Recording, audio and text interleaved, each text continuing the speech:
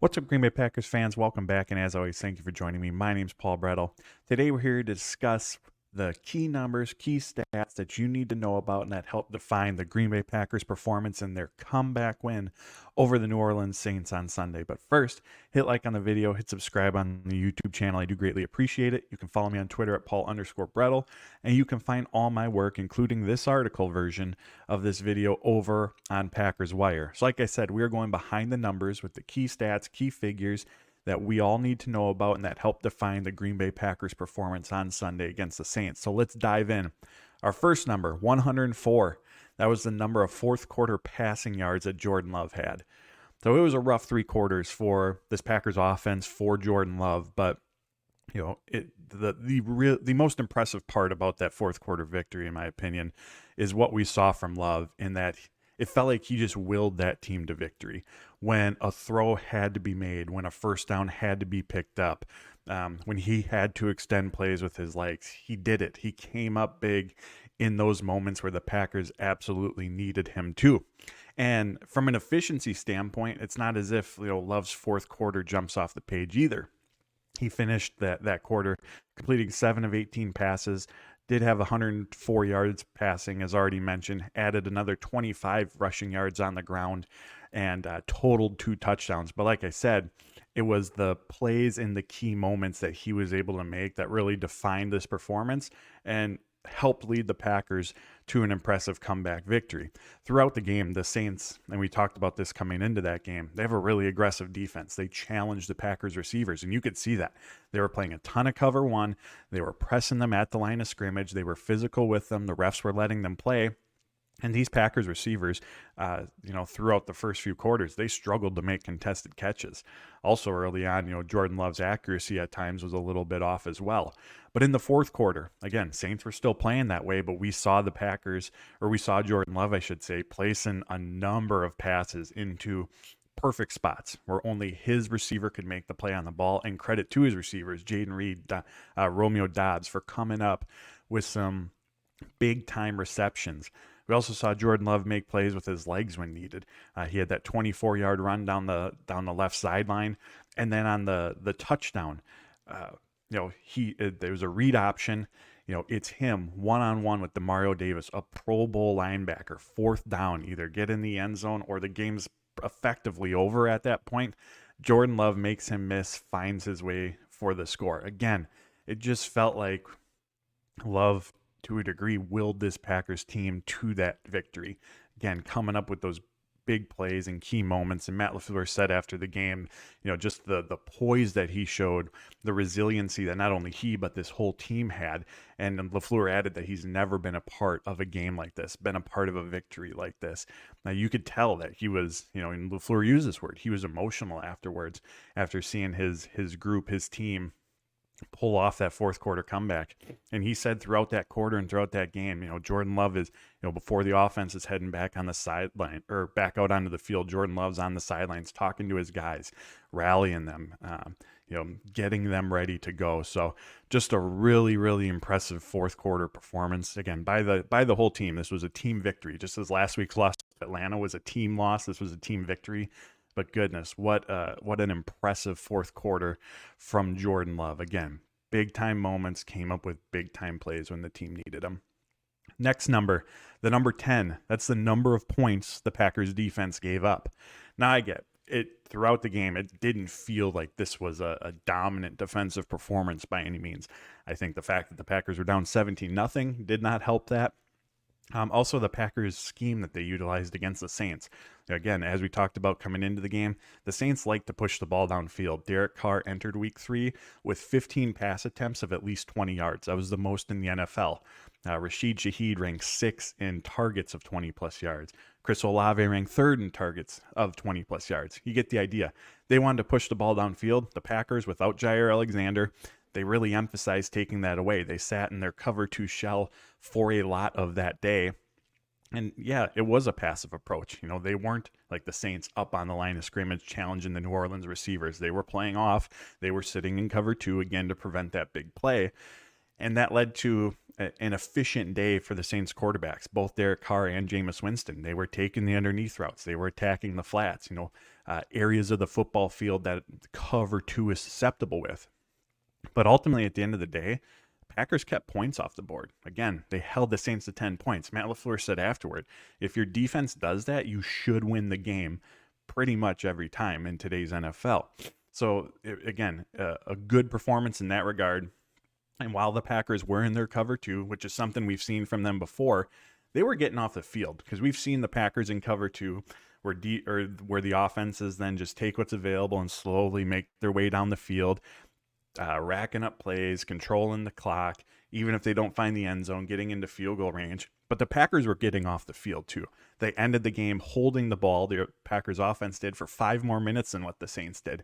They ended up running, I believe it was 12 more plays than what the Saints did. It's not as if they were just in this passive defense and New Orleans was, matriculating their way down the field. Green Bay was forcing them to punt as well.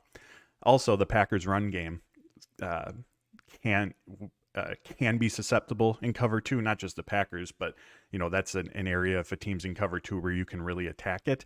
But they did well against the run, and we saw the Saints at the copycat league, as Joe Barry said. The Falcons had a ton of success against the Packers on toss plays, on wide zone runs, trying to get outside the tackle box. We saw the Saints trying to execute on that as well, but the Packers did a really good job of containing that group, holding the Saints running backs and run game to under 4 yards per rush. So again, and I know it didn't feel like a dominant performance. It's not, again, the Packers receiver or cornerbacks weren't challenging the receivers. They weren't really in a position to make plays on the football either, again, because of their defensive approach, and in a game where it just felt like we need a turnover. Again, more often than not, they weren't in position to do that. It was rallying to the football to limit yards after the catch. But overall, this defense, they did what they need to. And then when the Lions were in third down situations, the defense as a whole, and specifically Rashawn Gary, did an excellent job of getting after the quarterback. Gary, the Packers had 3 third down sacks, 4 in total. Gary had 3 sacks on his own. So it was a really good performance from this Packers defense. The Packers offense doesn't have the opportunity to make the comeback in the fourth quarter if the defense doesn't play this way. The defense after the Saints' second drive only allowed 3 points for the rest of the game. So again, and I know that last drive with the Saints getting into field goal range, obviously you don't want to see that take place. But again, at the end of the day, the overall body of work that they put together, it was a solid performance from that unit. Next number to know, the 2-point conversion. 2 reasons I have this one listed. One, both Matt LaFleur and Jordan Love mentioned it as the key moment in the game, the point where the momentum, and you could feel it sitting in the press box with just the life that the stadium had at that point. But both of them said that was a key point from a momentum standpoint and shifting it into the Packers' direction, where they and the team were like, all right, we're going to win this game. So from that aspect, a pivotal moment, but also a really, really impressive play from Jordan Love. So let's start with why the Packers went for the 2-point conversion at that time. Whether they make it or don't make it, it's still a 1-score game. Had they not made it, yes, they would have needed a touchdown and a 2-point conversion later on in the game, but still, it's a 1-score game, regardless of whether they make it or not. Also, having made it, it gives them the opportunity to take the lead like they did, but also it makes it a 2-possession game from a field goal perspective. And when the Packers converted that 2-point conversion, there was still 8 minutes left on the clock. So there was time for them to, have 2 possessions, and maybe they don't get into the red zone or aren't able to find the end zone, but 2 quick field goals can also tie the game. So in terms of the benefit of going for it and making it outweighed going for it and missing it. Because again, either way, it was going to be a 1-score game. So that's where the decision making lied. And from an analytics standpoint, the Packers win probability had it in making it versus not going for it was drastically different. And again, that was part of the evaluation as well. The Packers, along with every other NFL team, have an analytics guy, an analytics department on their team. And for the Packers, that's Connor Lewis, and he's in Matt LaFleur's ear throughout the game, letting them know when they should go for it on 4th down, 2-point conversion, all of those different aspects, bringing that analytics side to the equation. So that's a look at the decision making that the Packers went through. Now, the play itself, Matt LaFleur said he wasn't terribly confident in the play call. He said the execution was not how they practiced it. Jaden Reed went in motion, and the timing of that was all off. However, LaFleur did say he had complete confidence in his quarterback to go off schedule if needed and make a play. He also had very good confidence in the offensive line, which I'll touch on here in a second, to give Jordan Love the protection he needed. So Love gets the snap. His initial read's not there. He takes off to his right, and then all of a sudden whips his head back and throws the ball almost immediately to Samori Toure. Like how Love knew Toure was there. Again, he's heading in the opposite direction of where Toure is, and then all of a sudden just snaps his head around, releases the ball, finds Toure in the end zone with the defender fairly close by. And the 2-point conversion's completed. Dan Orlovsky of ESPN, he broke the play down and he called it a Patrick Mahomes, Josh Allen-like play from Jordan Love. So just a really impressive play from Love, the Packers offense. And again, just goes to show the confidence that LaFleur has in him and the rest of that offense to go for in that situation where even though maybe wasn't feeling the best about the play call, as things unfolded, it wasn't a perfect environment. It wasn't a perfect matchup. Things didn't unfold as they were supposed to, but he had the confidence and love to ad-lib, to go off schedule, which he did, and to make a big play, again, in a big-time moment. And for a first-time starting quarterback in only his third game, again, to show that type of poise, that having that gamer in him, I mean, just incredibly impressive and obviously a very good aspect to have in your young quarterback. Next up, the number 11. That's the number of penalties the Green Bay Packers had. So early mistakes almost put this game out of reach. Like they're, to a degree, they're a bit fortunate, and it's in part because of the help of the defense that they were even in position in the fourth quarter to have the opportunity to make a comeback. Throughout the game, the Packers were called for 11 penalties. Several of them came on the offensive side of the ball and either never gave them the opportunity to get a drive going because it put them behind the sticks, or it ended up stalling drives out. On the Saints' second possession where they scored a touchdown, an unsportsmanlike conduct penalty by Kenny Clark improved their already good field position. They took over close to midfield. That penalty put them decently into Green Bay Packers territory. They ended up finishing it out with a touchdown score. So just way too many penalties, and that's something we've seen from this team. And I think, again, it's to a degree a product of being as young as they are. But we've seen, penalties happen a bit too often through these first two games of the season, and especially in that first half against the Saints, they were very prevalent for the Packers. On top of that, there are missed opportunities in the passing game. There was that deep ball to Luke Musgrave that Jordan Love missed. I mentioned earlier the receivers struggled with contested catches. Jordan Love was slightly off at times with accuracy, which made making some of those catches a little bit more difficult. Packers gave up a punt return for a touchdown. Again, there was a lot that went wrong. I mean, Jordan Love said after the game that they pretty much couldn't get out of their own way. They were hurting themselves more than helping themselves. So just a sloppy play put them in that position. Of course, you give the Saints credit for putting 17 points on the board, taking advantage of some of those Packers miscues, but a lot of the reason why the Packers were down 3 scores like they were was because of they did it to themselves. They put themselves in that position. One other thing I want to note, prior to Green Bay's 3 scoring drives in that fourth quarter, they had 4 possessions before then where they made their way into Saints territory but couldn't come away with points. Again, too many miscues, too many missed opportunities. Next up, the number 5. That's how many starters the Packers were without. To add another layer of impressiveness to this Green Bay Packers win, they did so while being shorthanded. Because of injuries, they were without David Bakhtiari, Elton Jenkins, Aaron Jones, Christian Watson, and Jair Alexander. In fact, here's another number for you. Ken Ingalls, who independently tracks the Green Bay Packers salary cap situation, does an excellent job of it. He noted afterwards that the Packers won this game with $118.5 million worth of cap space not available, not playing in that game. That made up 53% of their 2023 cap space was not on the field for that game. Again, adds another layer to this victory and the fact that this team was able to come away with a win, given missing those key players, being down by 3 scores in the fourth quarter, of course, definitely feels like they stole one. They stole victory from the jaws of defeat. Whereas a week ago, they stole defeat from the jaws of victory. So again, just another layer to all of this. And unfortunately, Packers suffered a couple other injuries in that game as well. Devondre Campbell left with an ankle injury. Matt LaFleur said on Monday that is not the same ankle that he was dealing with during training camp. Carrington Valentine left with a biceps injury. LaFleur did say that it wasn't a tear, so good news in that regard. And then Zach Tom left with a knee injury. LaFleur did say on Monday as well that Tom was doing better on Monday in comparison to Sunday. So what these guys' availability is going to be like for Thursday or moving forward, still very, very much up in the air, as it is with Bakhtiari, Aaron Jones, Christian Watson, and Jair Alexander. But Packers definitely dealing with some injuries right now. Makes it even more challenging that they have to do a quick turnaround and play on Thursday night.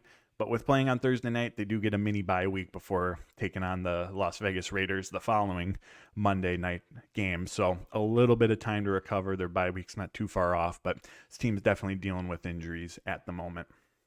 Situational football. This was a battle of strengths coming into this game. The Green Bay Packers were one of the best offensively in the red zone and on third downs, while the Saints defense, were one of the best in those same areas, but on the defensive side of the ball, again, it was a slow start for the Packers in both of those areas. It looked like, because of their inability to pick up third downs, because of, not even making it to the red zone, but starting the game off 0-for-1 in that capacity, that was going to be a big difference maker in it. It ended up flipping the script. They ended up finishing the game 8-for-18 on third downs. It's a success rate of about 44%. And for some context around that, through 3 games, 44% success rate on third downs is top 10 in the NFL. So they had a top 10 performance on third downs, a key down, as we all know, against one of the best third down defenses in football.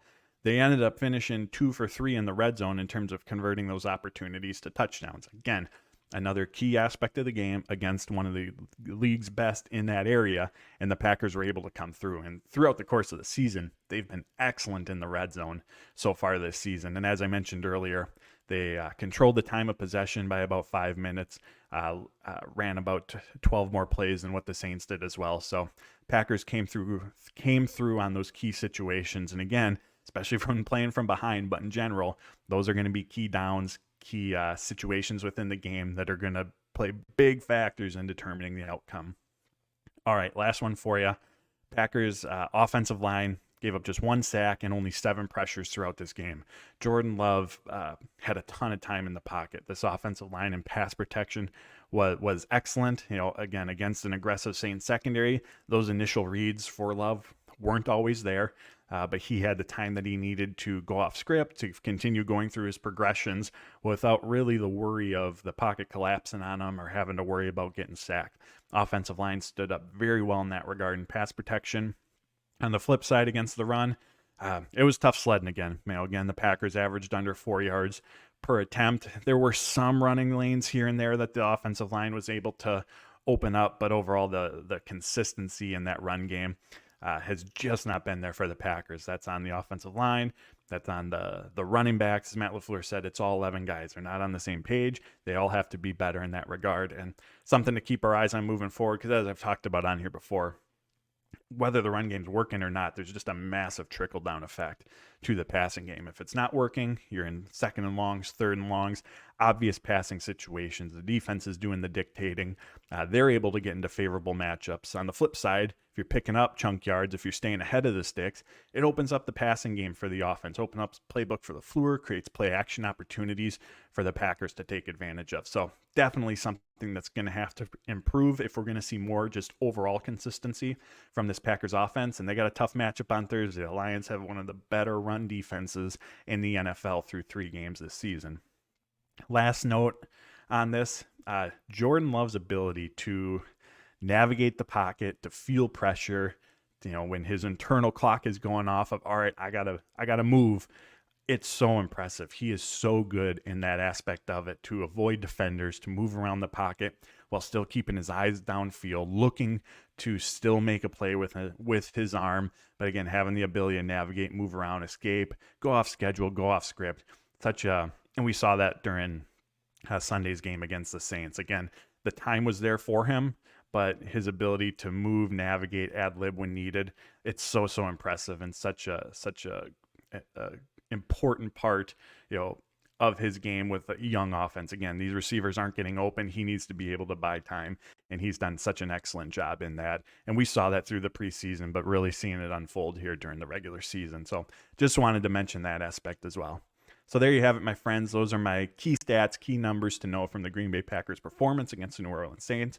As always, I appreciate you tuning in. Hit like on the video, hit subscribe on the YouTube channel. I greatly appreciate it. You can follow me on Twitter at Paul_Brettel, and you can find all my work over at Packers Wire. So until next time, friends, take care, stay safe, and as always, go Pack.